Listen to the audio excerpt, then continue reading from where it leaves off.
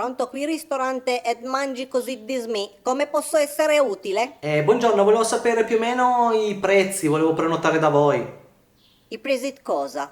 Del servizio. Ma tu vieni da solo con qualcuno? Siamo circa una decina di persone. Circa cosa vuoi di?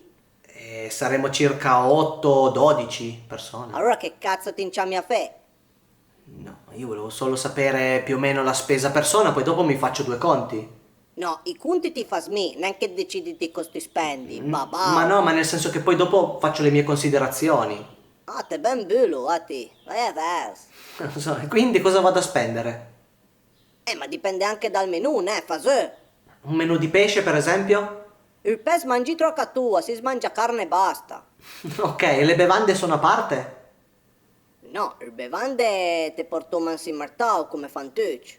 Come scusi? Ti butto manenda a parte, ma se non tu che siete tutte le volte a piede da beve, ma te follow furbo. No, ma io intendevo il pagamento. Ah, si spaga tutto. E vabbè, ma io voglio solo sapere più o meno cosa vado a spendere e possiamo fare un menù fittizio. Guarda, mi fittizio se manco su veia di, interdubi va trapiente il cu. Vuol dire menù finto. Cioè, tu eri mangiato del polisterolo. Ma no, facciamo un menù per finta. Senta, tanto in PT fa nemmeno 100 euro a testa perché ti mi sta sul bale. Ma cosa ho fatto? Ma niente, te imparenta con gli imbecilli.